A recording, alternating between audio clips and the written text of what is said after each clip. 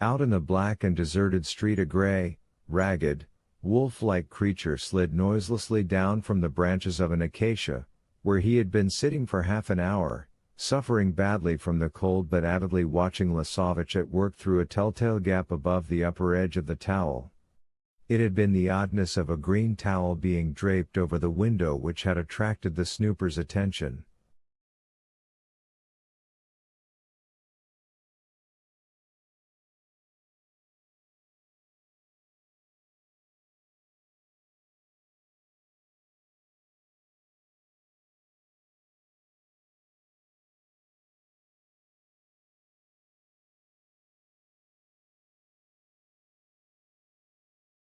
Dodging behind snowdrifts, the figure disappeared up the street, whence it loped through a maze of side streets until the storm, the dark and the snow swallowed it up and obliterated all its traces.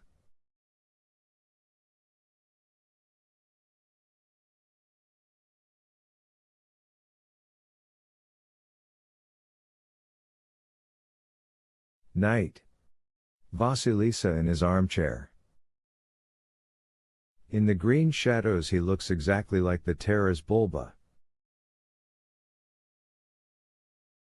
Long, bushy, drooping mustaches, he's no Vasilisa, he's a man, damn it.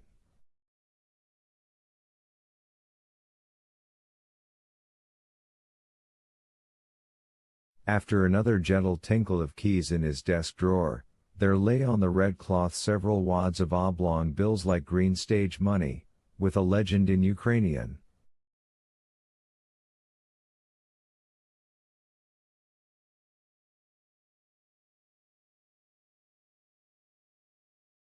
State Bank Certificate.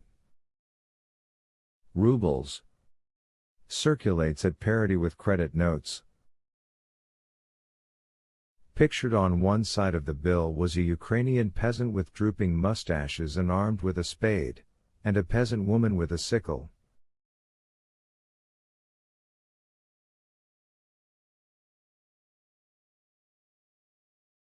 On the reverse in an oval frame were the reddish-brown faces of the same two peasants magnified in size, the man complete with typical long mustaches.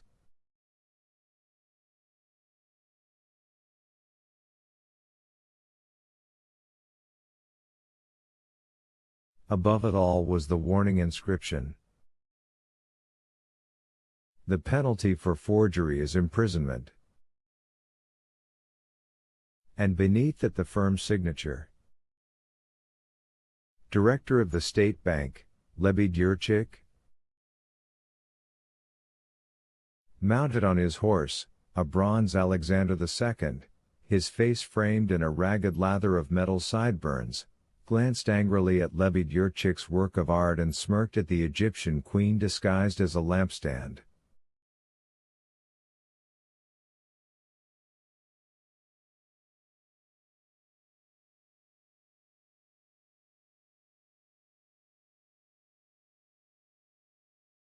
From the wall one of Vasilisa's ancestors, a civil servant painted in oils with the Order of Saint Stanislav around his neck, stared down in horror at the banknotes.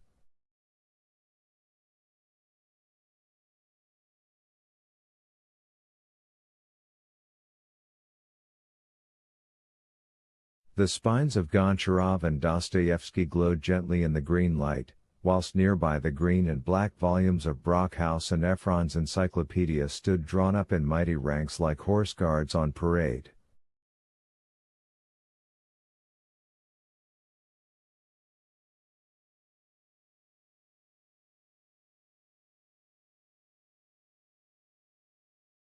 A world of comfort and security.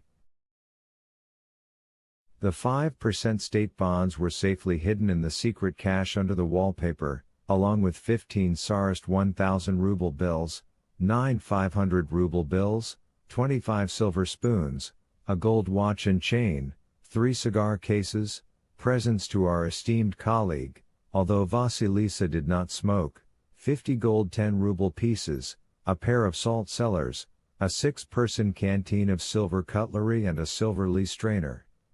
The second cache was a large one, Outside in the woodshed 2 paces straight forward from the doorway, 1 pace to the left, then 1 pace on from the chalk mark on one of the planks of the wall.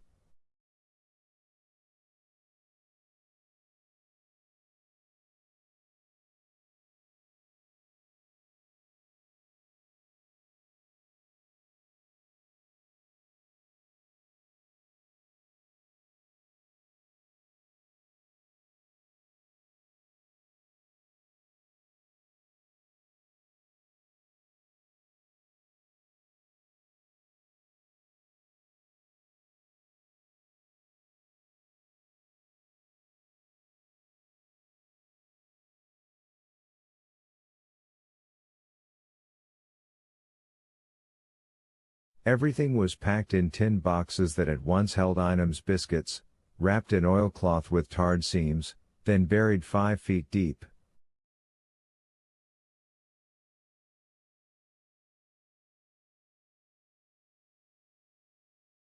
The third cache was in the loft, a hollow in the plaster under a beam 6 feet northeast of the chimney stack.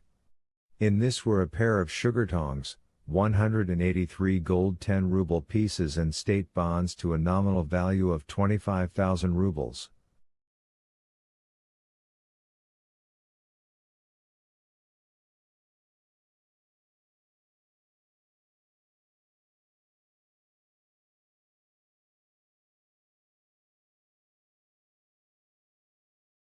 Lebedyrchik was for current expenses. Vasilisa glanced around, as he always did when counting money, licked his finger and started to flick through the wad of stage money.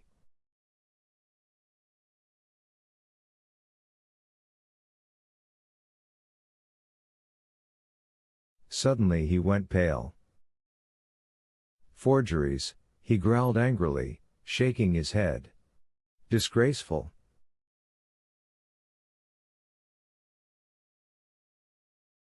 Vasilisa's blue eyes glowered morosely. In the third bundle of 10 bills there was 1 forgery, in the fourth, 2, in the sixth 2, in the ninth 3 bills in succession were unmistakably of the kind for which Lebedyrchik threatened to imprison him.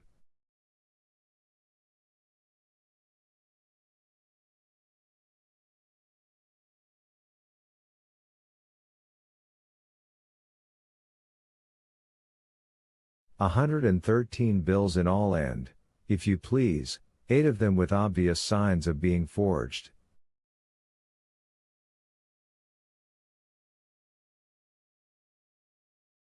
The peasant had a sort of gloomy look instead of being cheerful. They lacked the proper quotation marks and colon, and the paper was better than Lebed's.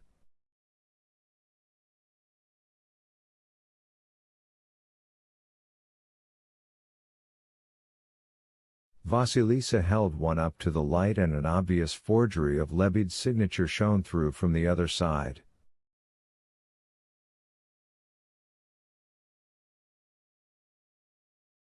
One of these will do for the cab fare tomorrow, said Vasilisa aloud to himself. And I've got to go down to the market, anyway. They don't look too hard at them there.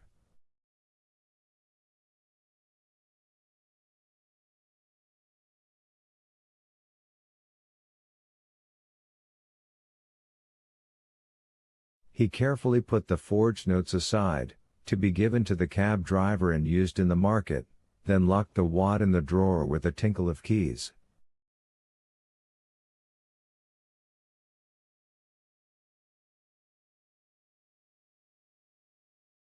He shuddered. Footsteps were heard along the ceiling overhead, laughter and muffled voices broke the deathly silence.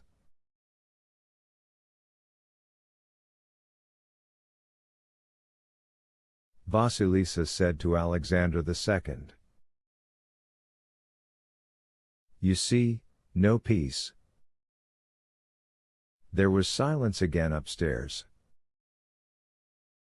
Vasilisa yawned, stroked his wispy mustache, took down the rug and the towel from the windows and switched on the light in the sitting room, where a large phonograph horn shone dully.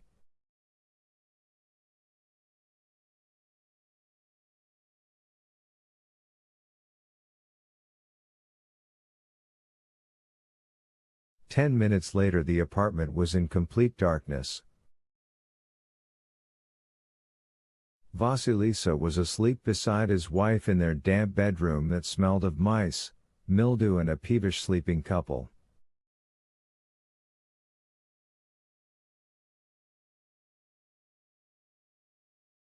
In his dream Lebed Yurchik came riding up on a horse and a gang of thieves with skeleton keys discovered his secret hiding place.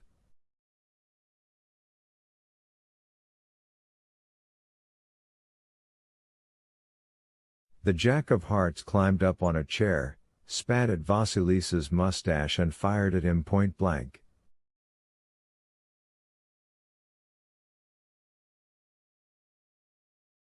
In a cold sweat Vasilisa leapt up with a shriek and the first thing that he heard was the Mouse family hard at work in the dining room on a packet of rusks, then laughter and the gentle sound of a guitar came through the ceiling and the carpets.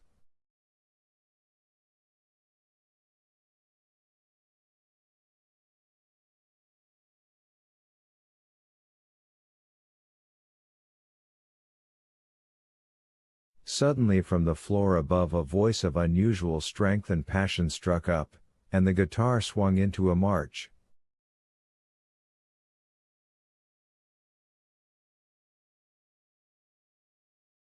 "There's only one thing to be done, turn them out of the apartment," said Vasilisa as he muffled himself up in the sheets. "This is outrageous."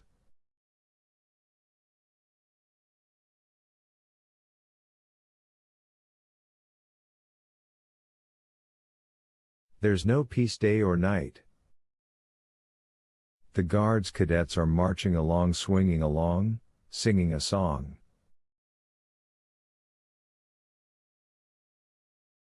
Still, in case anything happened. Times are bad enough. If you kick them out you never know who you'll get instead. They are at least officers and if anything happened, they would defend us.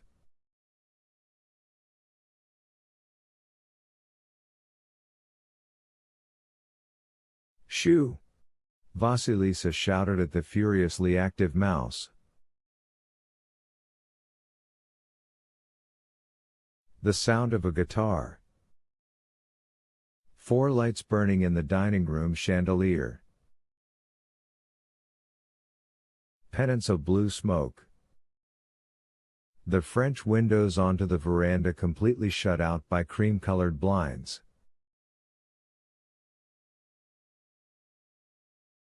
Fresh bunches of hothouse flowers against the whiteness of the tablecloth, 3 bottles of vodka and several narrow bottles of German white wine.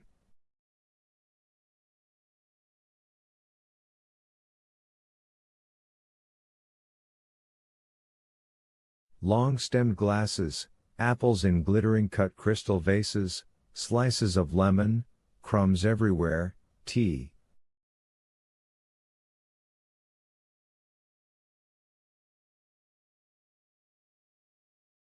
On the armchair a crumpled sheet of the humorous magazine Peep Show.